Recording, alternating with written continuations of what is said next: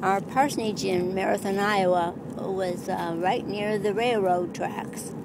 And it was during a time when there were a lot of people that were out of work. So we had people that would ride the freight train, and then they would come to the back door for handouts. And my mother would give them a sandwich. They would sit on the back steps, and she'd bring them a sandwich. Our church was just about a block away from our home, and it was a very small town. My best friend was a little boy, lived across the street. His name was Tommy Anderson. He's one of 3 boys, and I remember that he came over quite often to play. He had 2 big brothers, and they kind of made fun of him, so he enjoyed being with my family.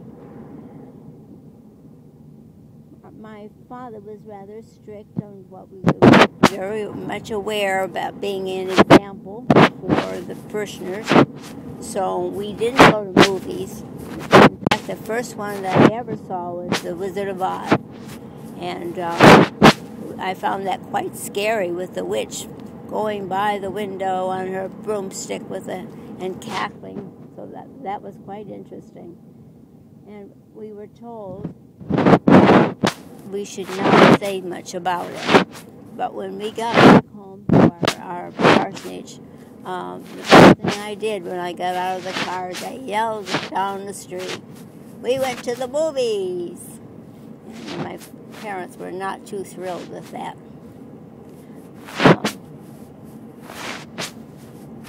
It was not too well. My grandparents in Des Moines, my grandmother was the one that, so to speak, had the pants in the family. And my grandfather was a very quiet fellow, but didn't say much. He was a very kind person. I really enjoyed sitting next to him and listening to his stories. My grandmother was very quick, bustling little old lady who stooped. And when Edwin went to college at Ames, Iowa, he would go to Des Moines, Iowa to see his grandparents on weekends. And Grandma called him her boy because he came to see her, and he was so far away from home. So she laughed at him because he put his wash in, and he had a red shirt in with other things, and everything in the load of wash came out pink. So she thought that was pretty funny. I have a good friend in my cousins. I had 2 good cousins, 2 that were about a year older than I. It was Ruth and Dorothy. And so I enjoyed seeing them when we could. There was a little bit of a competition between our fathers. They were all ministers. So Ruth's father was a very quiet, kindly man with an accent, and Dorothy's dad was, well, I don't remember him too much, except that my father went out to eat with the 3 of them, and Dad didn't have much money, and they emptied a whole ketchup bottle, and he had to pay for it. So he laughed at that afterwards, but he was a little bit upset at the time because he had to count out his pennies. We made the trip out to Marathon quite frequently after we moved to Portland, Maine, and we were greeted royally. People out there of that congregation were just like relatives. We would go to one place for breakfast, another one for mid-morning, and then another one for lunch, and then mid-afternoon. We kept going from one place to another, and they were always so happy to see us, and we surely got wonderful food when we were there.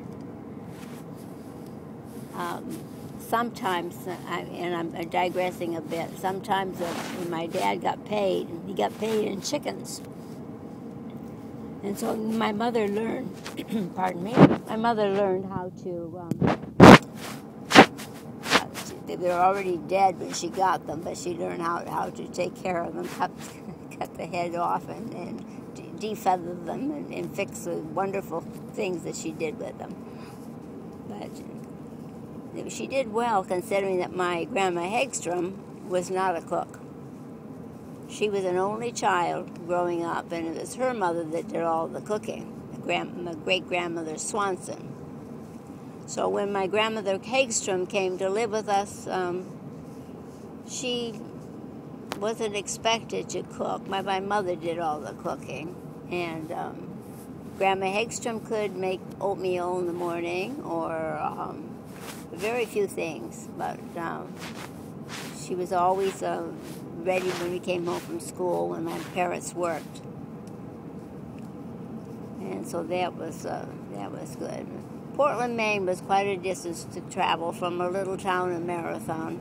Temperature was sure different there. We enjoyed the summers there much more than in Iowa, because it got to be so hot. We used to have to carry the mattresses down from the second floor and sleep in the living room on the floor because it was so hot. We got to Portland, Maine. My grandmother was the organist in the church. She sat on the balcony where the organ was and played the hymns and made an error now and then, but everybody always told her she did a great job. The piece that I remember especially was not a hymn. It was called The Storm, and that she was famous for as far as my family is concerned. She would tell you when the fire was happening, when the fire bells would ring, and they would come with their horses and their fire trucks and try to put the fire out, and that she played each part and explained it as she went along. So we always loved to hear her play that. And Grandma was a great friend of Elliot's. Grandma Hagstrom would go for walks with him. And then she had diabetes and wasn't supposed to eat sweets.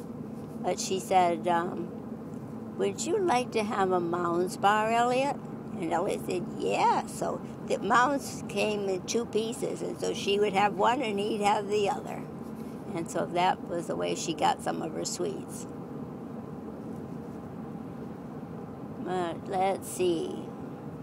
We were in Portland, Maine for a few years, and then we moved to Malden. And Grandma had her room, and we were never to go in there. She had her privacy. Beth and I had the room at the top of the stairs. Earl and Edwin had the other room. It was a 3/4 bed, so it was kind of tight for them. And they had a bookcase with books in it in there. Elliot's room was out in the hall. He didn't really have a bedroom, but he had a screen in front, and his bed was in the hall. So that's how they worked that parsonage. And it was cozy. It was nice. Dad did the washing, hanged them out in the backyard. Very busy person. He had a lot of calls to make, and I enjoyed going visiting with him.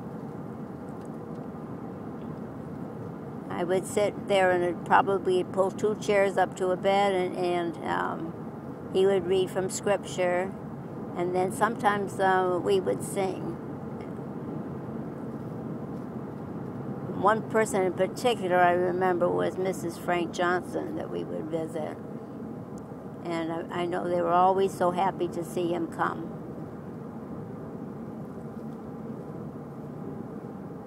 In Malden, it was not at that time, they didn't have women as teachers. They were supposed to be in the home. They weren't supposed to be out in the workplace. But my mother finally got a job, which is a good thing, because it was kind of hard to raise a family on my dad's salary.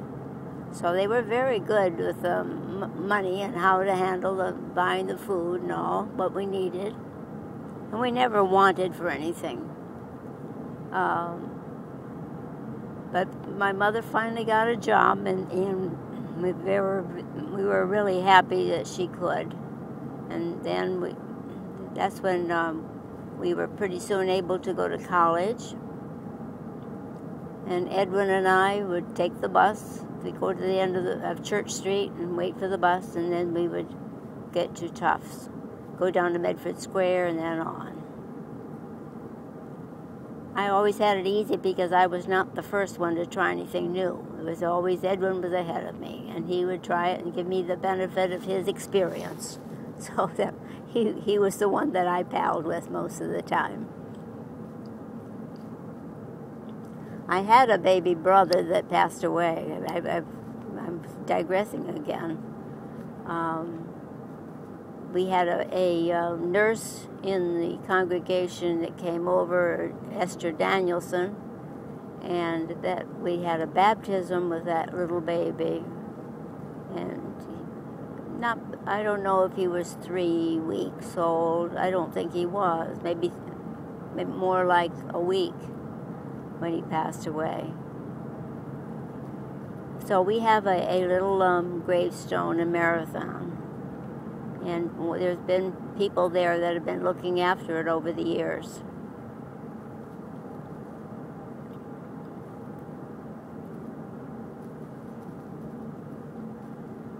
Mother was very good with elderly ladies when they went out for a visit. Judy can tell you how she would ride with a whole car full of ladies.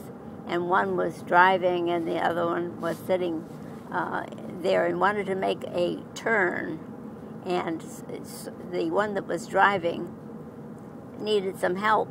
So the lady sitting in the right-hand seat opened the window, waved a handkerchief out, and said, "Would you let me in here, please?" And just a minute, how did she put it, Judy? Excuse me, can I come in, please? Yeah, there. It's on the Southeast Expressway. Yeah, the lady was on the Southeast Expressway, and the traffic was bad. So it was fortunate nobody was injured or they were hit, but I imagine that, were you there too, Joanne? No. Judy lowered herself in the car, I think, so nobody would recognize. I did too. Yeah, wouldn't recognize who this was.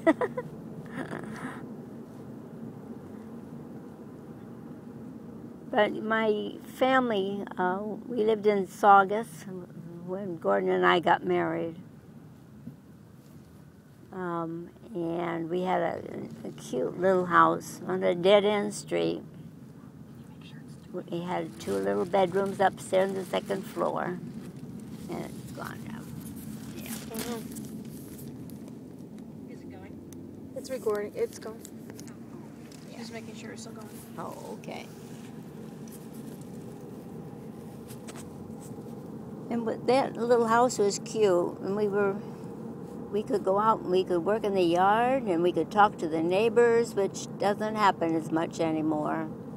I could hang up my clothes, and we could ask a little opinions about how to grow some particular vegetable. And my neighbors, who were elderly people, were always helpful to the newlyweds.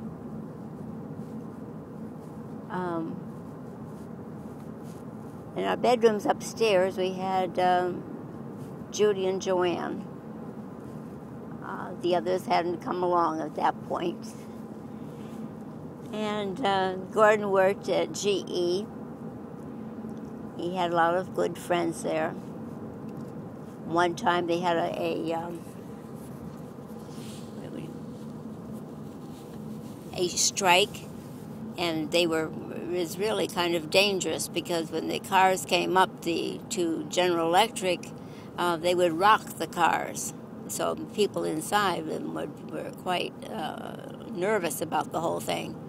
Your dad went to work every day, regardless. And he worked many years at General Electric, and eventually when we moved out to the other part of the state, he stayed with General Electric. And they were good to work for. And I imagine he was a very smart man. I imagine he was excellent at his job.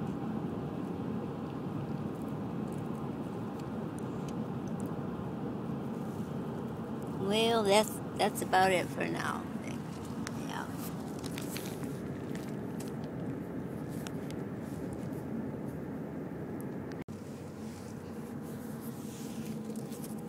I haven't had too many tough times in my life, but one was when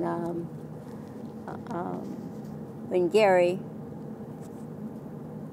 couldn't breathe, and he was in our room sleeping, so I could keep an eye on him during the night. And he had a cot set up there. And it seemed to get worse, so I took him down to the kitchen. We called our doctor, and the doctor came right over and said, "You've got to put him in the hospital." So we went right to the hospital. He had... It was it was a sad time. We came home and went to bed, but then they called from the hospital and said, "You better come back again. He isn't able to talk," and he was getting very upset. So we did, and I stood next to the bed. They didn't even offer me a chair. But I stood next to the bed and held his hand until he felt a little bit better. And then for a while, people were not able to go in and see him. They kept him separate from everybody. Yeah, and we had to wear masks when we went in.